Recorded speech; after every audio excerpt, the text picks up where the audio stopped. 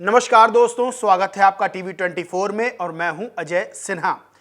उत्तर प्रदेश में होने वाले उपचुनाव को लेकर अब सियासी जमीन तपने लगी है। दरअसल उत्तर प्रदेश में दो मुलाकातें ऐसी हुई हैं जिसके बाद बीजेपी की टेंशन बढ़ी है और एक नए गठबंधन की तस्वीर उभरती हुई नजर आ रही है। दरअसल चंद्रशेखर आजाद रावण ने हरदोई जेल जाकर आजम खान के बेटे अब्दुल्ला आजम से मुलाकात की। लगभग सवा घंटे ये मुलाकात चली। सिर्फ इतना ही नहीं, कल अखिलेश यादव ने भी आजम खान के परिवार से उनके घर जाकर मुलाकात की। अब ये दो बड़ी मुलाकातें उत्तर प्रदेश के सियासी गलियारों में चर्चा का विषय बनी हुई हैं। इस पर सबकी नजर क्यों है? दरअसल अखिलेश यादव पीडीए का नारा देते हैं, पिछड़ा, दलित और अल्पसंख्यक। वहीं चंद्रशेखर आजाद जो लगातार बीजेपी को अपने निशाने पर लेते हैं, उन्होंने अब्दुल्ला आजम से मुलाकात करने के बाद अखिलेश यादव की तारीफ कर दी। अब इसके पीछे कई सियासी मायने निकाले जा रहे हैं।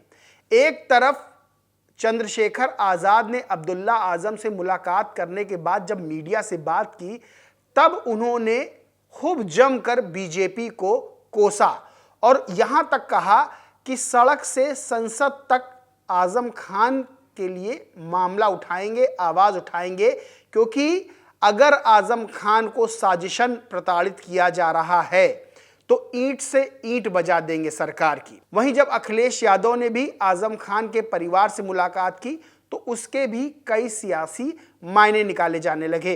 लेकिन असल में उत्तर प्रदेश में नई सियासत की तस्वीर क्या उभर रही है, आज रोशनी उसी पर डालेंगे। देखिए, उत्तर प्रदेश में 9 विधानसभा सीटों पर उपचुनाव होना है। इस उपचुनाव को लेकर जहां सपा बीजेपी पूरी शिद्दत से तैयारी में जुटी हुई है, जीत के लिए पूरा दम भर रही है, वहीं चंद्रशेखर आजाद जो कि हाल में ही हुए लोकसभा चुनाव में नगीना सीट से लोकसभा सांसद चुने गए, अब उन्होंने भी अपने प्रत्याशी उतार दिए हैं और इसको लेकर अब चंद्रशेखर आजाद ही पूरी तैयारी कर रहे हैं। देखिए, उपचुनाव जो है वो 2027 में होने वाले उत्तर प्रदेश के विधानसभा चुनाव को लेकर सेमीफाइनल माने जा रहे हैं। यानी कि इस उपचुनाव में जिसने अच्छा प्रदर्शन किया वो अपनी मजबूत स्थिति 2027 में दिखाएगा। और सबसे बड़ी चीज यह है कि आजम खान बड़े मुस्लिम नेता माने जाते हैं, यानी समाजवादी पार्टी में उनका कद किसी से छुपा नहीं है। और उत्तर प्रदेश की राजनीति में अगर बात करें तो बड़े मुस्लिम नेताओं में अगर किसी का चेहरा सामने आता है तो वो आजम खान का। बहरहाल आजम खान लंबे समय से जेल में हैं, उनके बेटे अब्दुल्ला आजम जो कि राजनीति में सक्रिय रहे हैं वो भी जेल में हैं। अब सबसे बड़ी बात यह है कि आजम खान भले ही जेल में हो, लेकिन आजम खान का प्रभाव कुछ सीटों पर माना जाता है जहां मुस्लिम वोटर्स ज्यादा हैं। ऐसे ही 2 सीटें हैं, एक मुजफ्फरनगर की मीरापुर सीट और दूसरी मुरादाबाद की कुंदरकी सीट। ये 2 सीटें ऐसी हैं जहां आजम खान का अच्छा खासा असर माना जाता है। अब जो मुलाकात हुई है उसके सियासी मायने एक ये भी निकल के आ रहे हैं, उस पर भी रोशनी डालेंगे। अब कुछ मीडिया हेडलाइंस है उसके बारे में बात कर लेते हैं, जैसे कि टीवी 9 भारतवर्ष की है जिसमें लिखा है यूपी उपचुनाव से पहले आजम खान के बेटे अब्दुल्ला खान से जेल में मिलने पहुंचे चंद्रशेखर। दैनिक भास्कर की है अब्दुल्ला आजम से मिलने हरदोई जेल पहुंचे चंद्रशेखर रावण, 1 घंटे 17 मिनट चली मुलाकात, जान के खतरे की जताई आशंका। वहीं न्यूज 18 की खबर है जिसमें लिखा आजम खान के बेटे अब्दुल्ला से चंद्रशेखर आजाद तो बीवी तंजीम फातिमा से मिले अखिलेश यादव, क्या यूपी की पॉलिटिक्स पर नया रंग चढ़ने वाला है।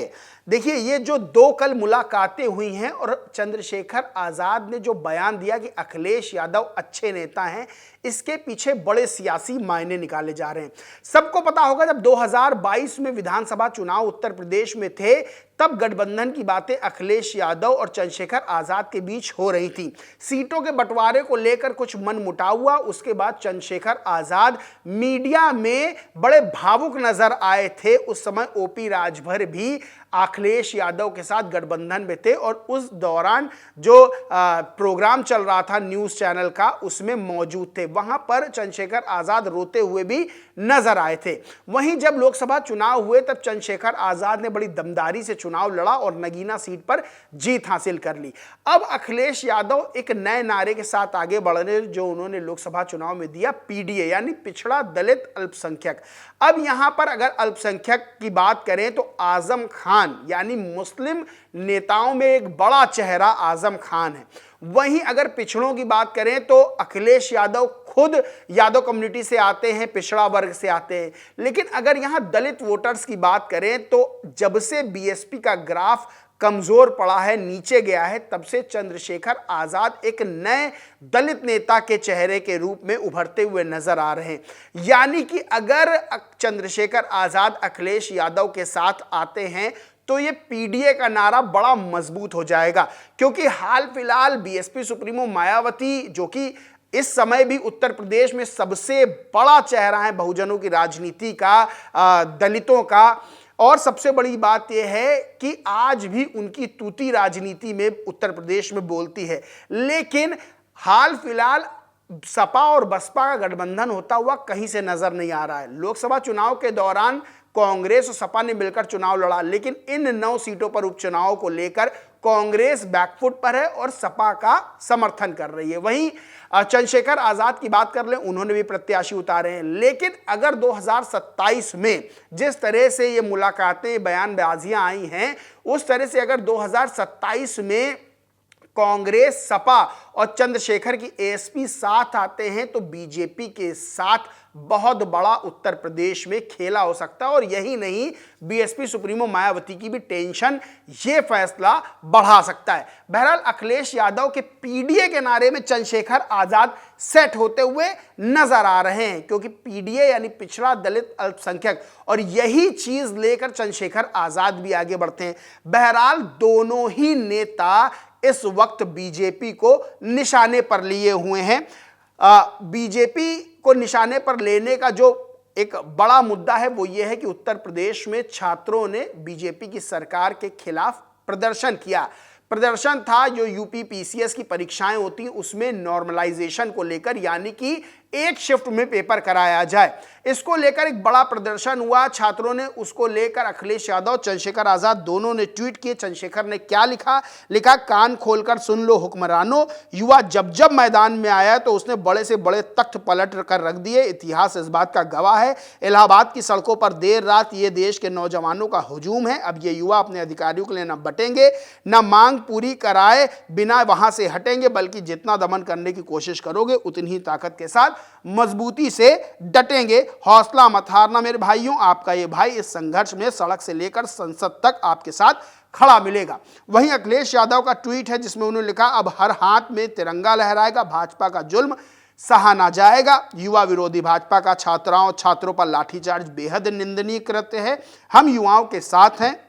इलाहाबाद में यूपी पीएससी में धांधली को रोकने के लिए अभ्यर्थियों ने जब अपनी मांग बुलंद की तो भ्रष्ट भाजपा सरकार हिंसक हो उठी। हम फिर दोहराते हैं, नौकरी भाजपा के एजेंडे में है ही नहीं, जब भाजपा जाएगी तब नौकरी आएगी। युवा कहे आज का नहीं चाहिए भाजपा। यानी छात्रों के मुद्दे पर जहां चंद्रशेखर आजाद ने बीजेपी की सरकार को घेरा, वहीं अखिलेश यादव ने भी बीजेपी सरकार पर निशाना साधा।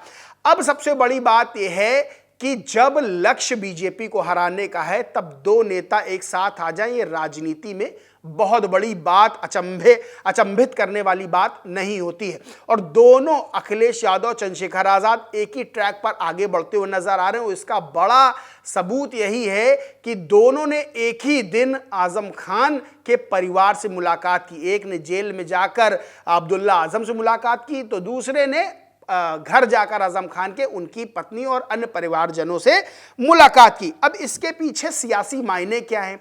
देखिए, उपचुनाव में साफ है कि चंद्रशेखर आजाद की पार्टी अलग लड़ रही है, समाजवादी पार्टी अपना अलग मजबूती से चुनाव लड़ रही है। लेकिन दो सीटों की जहां मैंने बात की, मुजफ्फरनगर की मीरापुर सीट और मुरादाबाद की कुंदरकी सीट, ये दो सीटें ऐसी हैं जहां पर आजम खान का दबदबा माना जाता है। लगभग 60% वोटर्स कुंदरकी सीट पे मुस्लिम हैं। यहां पर आजम खान अगर कोई संदेश देते हैं या आजम खान का परिवार कोई संदेश देता है तो जिसके पक्ष में संदेश जाएगा उसको सीधा फायदा मिलेगा। अब कुंदरकी अगर सीट की बात कर लें तो 31 सालों से बीजेपी ने यहां जीत हासिल नहीं की है। अगर प्रत्याशियों की बात कर ले तो सपा ने हाजी रिजवान को उतारा है, बीजेपी से ठाकुर रामवीर सिंह, वहीं चंद्रशेखर आजाद की पार्टी ने यहां पर चांद बाबू को टिकट दिया है। अब यहां पर कुंदरकी सीट पर सपा के जियाउर रहमान बर्क थे जो सांसद बन गए, सीट खाली हुई है।